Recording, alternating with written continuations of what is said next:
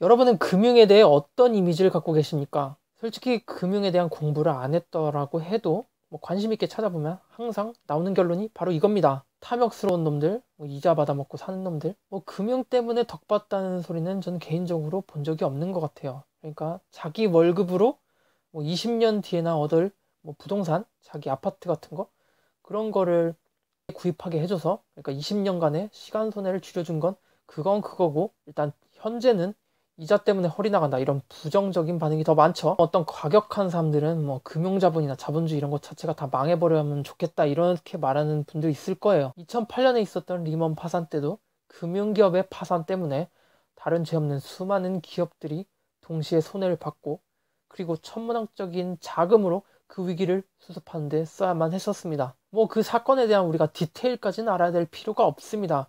그러나 그 사건을 통해서 우리가 얻을 수 있는 그 금융에 대한 이미지는, 평소에는 돈 빌려주고 이자 받아먹으면서 개꿀로 돈 벌면서 막상 힘들고 망할 때는 지원해달라고 징징대네, 뭐 이런 식의 이미지가 생길 수 있습니다. 이렇게 금융이 굉장히 이기적이고 자기밖에 생각할 줄 모르는데도 불구하고 그들이 위기에 겪으면 우리가 어쩔 수 없이 도와줘야 되는 이유, 자본주의의 애물단지 이 금융이 꼭 필요한 이유를 제가 말씀드릴 거예요. 우리가 현재 살고 있는 이 세계는 자본주의의 아래에 있습니다. 뭐 과거에 자본주의와 공산주의가 서로의 이념을 놓고 싸웠지만 결국 자본주의가 승리했죠. 현 시점 어느 국가도 자본주의 이외의 경제체제는 그다지 활용하고 있지 않습니다. 뭐 북한은 잘 모르겠어요. 자급자족인가? 과거 뭐 공산주의라고 불렸던 러시아, 중국, 동유럽 뭐 이런 나라들 지금은 다 자본주의입니다. 우리나라랑 거의 완벽하게 똑같아요. 그러니까 그쪽에 가서 무슨 경제적 관념이 달라서 착각하고 뭐 혼란이 올 일은 절대 없을 겁니다. 개인의 재산이 인정됩니다. 뭐 국민들 모두가 똑같이 생산해서 똑같이 나눠 가지자, 뭐 그런 게 아니에요. 저희가 가진 만큼 투자하고 그만큼의 이익을 얻습니다. 이 자본주의 속에서 이 금융이라는 게 원래 옛날에는 그렇게 중요도가 크진 않았어요. 자본주의에 없어서는 안 되는, 자본주의를 세우는 가장 기본 개념 세 가지가 있습니다. 토지, 자본, 노동. 그러니까 땅이 있어야 되고 돈이 있어야 되고 일할 사람이 있어야 된다. 금융이 뭐 이런 개념에는 들어가진 않았어요. 굳이 따지자면 자본의 하위 분류겠죠? 하지만 그 자본주의 하에서 토지로 돈 버는 사람, 그러니까 뭐 부동산 업자라든지, 그리고 자본으로 돈 버는 사람, 우리가 생각하는 금융이나 은행이겠죠?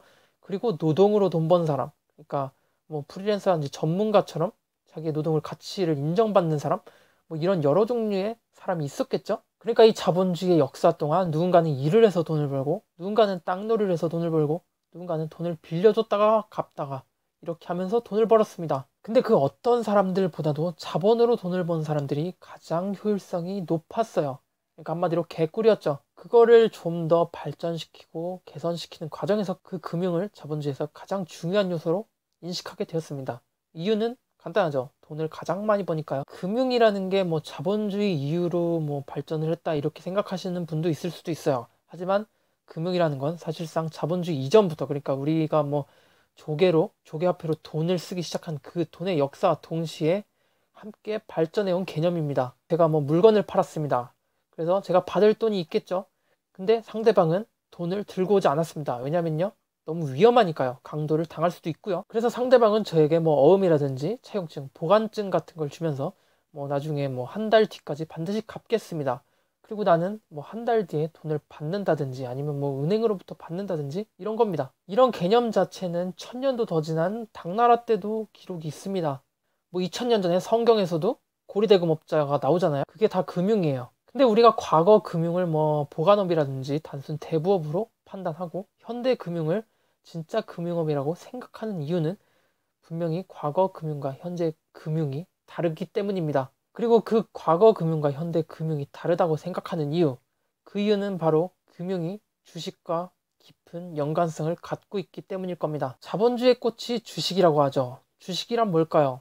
회사의 소유권을 갖는 겁니다. 아니 뭐 내가 사장도 아닌데 주식 뭐 한 주 샀다고 해서 그게 무슨 회사의 주인이야, 뭐 이런 걸 설명하기에는 너무 길기도 하고 또 개념도 복잡해지니까 간단하게 다른 얘기를 해드리도록 하겠습니다. 제가 지금 전 재산이 1000만 원이 있고 전 정말 치킨집을 하고 싶어요. 뭐 5년 이내 폐업률이 95% 뭐 이런다고 해도 일단 하고 싶어요. 근데 치킨집을 여는데 최소 1억이 필요합니다. 저는 그러니까 9천만 원이 부족한 거죠. 저는 주식회사라는 걸 열었습니다. 그래서 제 주식을 9천만 원어치를 발행을 했어요. 근데 지금까지는 아직 종이대가리입니다. 왜냐면 이걸 누가 사줘야지 9천만 원인 거지, 아무도 안 사주면 그건 그냥 종이 쪼가리니까요. 다행히 어떤 투자자가 내 레시피를 보고 이거면 좀 될 것 같다 싶어서 저에게 9천만 원어치 주식을 샀습니다. 저는 그 투자자의 돈 9천만 원 더하기 내 돈 1천만 원 해서 드디어 치킨집을 열 수 있게 되었습니다. 근데 이건 저의 치킨집일까요? 아니면 그 투자자의 치킨집일까요? 뭐 창업자가 먼저냐 아니면 투자자가 먼저냐 이런 많은 논란이 있을 수 있겠지만, 일단 자본주의 하에서는 주식 90%를 가진 그 투자자가 내 치킨집을 소유하고 있는 게 됩니다. 뭐 사실 회사의 창업자라는 사람이 주식을 10%밖에 없고 그런 경우는 거의 말도 안 되긴 해요. 최소한 50.1%까지는 채워야 대부분의 경우는 그래요. 아무튼 저의 경우에서 회사의 90%를 투자자가 갖고 있다고 하더라도 불가능한 일을 저 투자자의 힘으로 가능할 수 있게 하는 거, 1천만 원으로 1억짜리 치킨집을 열 수 있게 하는 거, 그게 바로 자본주의의 주식회사입니다. 자본주의의 꽃 주식은 바로 이걸 말하는 거고요. 이건 사실상 우리가 우리 월급으로는 20년, 30년이 걸려서 겨우 얻을까 말까한 자기 명의 아파트, 이거를 20년 빨리 구입할 수 있다. 이런 면에 있어서 주식회사와 여러분이 대출 땡겨서 집을 사는 것도 똑같은 맥락이라고 볼 수가 있죠. 그러니까 은행은 당신 집의 주식의 90%, 80%를 소유하고 있는 거예요. 그리고 여러분은 빨리 돈을 갚아서 은행이 지금 현재 갖고 있는 자기 집에 대한 주식을 빨리 돌려받아야겠죠. 강제 집행 당하거나 그런 소유권을 주장당하기 전에요. 우리의 모든 금융행위는 사실상 각자의 주식을 판매하는 것과 같습니다. 만약 내가 은행에게 대출로 3억을 받는다고 치면 은행은 나에게 3억어치 주식을 산 거고 나는 내 신용을 팔아서 3억어치 돈을 받은 거죠. 이건 차를 살 때도 마찬가지고요. 할부 거래도 마찬가지고 모든 것이 다 이런 원리로, 그러니까 자본주의는 이렇게 성장해 왔습니다. 주식이 이 자본주의를 가장 폭풍 성장하게 만든 중요한 요인 중 하나였어요. 대부분의 기업은 빚을 지고 있고 그 빚에 대한 이자를 갚아야 되기 때문에 점점 수익을 늘려야 되기 때문에 물건값을 올릴 수밖에 없습니다. 그렇게 해서 나온 수익으로 이자를 지불한다든지 아니면 원금을 갚아 나간다든지 그런 식으로 하는 거죠. 점점 회사의 가치는 빚을 갚아야 되기 위해서라도 가치가 점점 불어나기 시작합니다. 그리고 그곳에 투자한 투자자들의 주식도 점점 상승할 수밖에 없겠죠. 그래서 자본주의도 근본 원리로만 따지면 점점 돈이 불어날 수밖에 없는 구조입니다. 그러니까 아까 그 치킨집의 경우처럼 10억만 있으면 사업이 바로 진행할 수 있을 텐데 10억이 없어서 아까운 아이디어를 썩힌다. 그걸 도와주는 게 금융이다. 대충 심사하고 이거는 좀 좋을 것 같아. 내가 좀 돈 좀 빌려줄게. 사업해봐. 이렇게 해서 금융권도 수익을 얻고 회사도 성장할 수 있고 리스크는 있겠지만요. 돈이 부족한 사람에게 돈을 빌려줌으로써 불가능을 가능하게 한다. 그러니까 금융이 탐욕을 부리다가 망하고 비윤리적인 짓을 저지르다가 망하고 그리고 무식하게 앞뒤 안 보고 투자하다가 또 망하더라도 우리가 어쩔 수 없이 그 금융을 도와줄 수밖에 없는 이유도 금융은 자본주의를 성장하게 한 가장 큰 공헌자 중 하나이기 때문입니다. 개국공신이라고 해야 될까요? 금융은 절대 없어질 수가 없어요. 만약 금융이 없어진 사회라고 치고 내가 만약 내 집 장만을 해야 된다고 가정을 해볼게요. 아무도 돈을 빌려주지 않습니다. 그렇다면 우리 수많은 서민들은 최소한 60세 미만까지는 절대 집 장만을 못할 거고요. 집을 산다고 해도 5만원권 지폐가 가득 든 캐리어 가방을 집주인에게 직접 들고 와서 그걸 전달하는 식으로, 가장 중요한 건 난 3, 40대가 아니라 60대가 되어서야 자기 집을 살 수 있다는 겁니다. 너무 늦죠? 그리고 기업가의 입장에서 20억짜리 큰 사업을 하고 싶은데 자기 돈이 지금 5억밖에 없어요. 그러면 아들에게 물려줘야겠죠? 그 아들은 또 5억을 열심히 벌어요.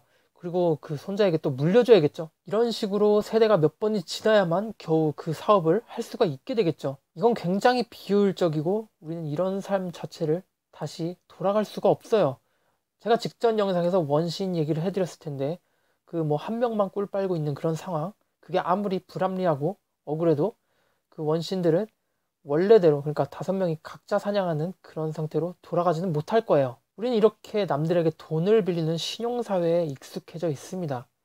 워낙 자본주의에 대해 익숙하고 적응이 되어 있기 때문에 이런 불편한 곳으로 다시 돌아갈 수는 없습니다. 이걸 다시 되돌린다는 거, 이거는 불편한 걸 떠나서 불가능해요. 정리합니다. 수많은 금융의 논란에도 불구하고 신분이라든지 군대 이런 게 아닌 돈이 가장 우선 가치로 그리고 가장 중요한 가치로 인식되고 있는 현대 사회에서는 그 돈을 빌려줘서 성장을 하는 그 행위 자체가 없어지지 않는 한 금융도 절대 사라지지 못할 겁니다. 만약 자본주의가 사라진다고 해도 금융은 주식과의 연계성을 잃을 뿐 계속 생존해 나갈 겁니다. 과거 수천 년 동안 금융이 살아왔던 것처럼 미래에도 말이죠. 현재와 같은 사회를 금융자본주의라고 하는데요. 이것에 대해서는 다음에 얘기해 보도록 하겠습니다. 저는 뭐 자본주의가 사라지기를 원하는 사람은 아닙니다. 근데 금융은 굉장히 불쾌하게 생각합니다. 우리에게 있어서 굉장히 사악하고 불필요하고 불합리하다고 생각했는데 알고 보니 우리가 의존하고 있었던 그런 상황인 거죠. 기생충이 공생충이 된 상황.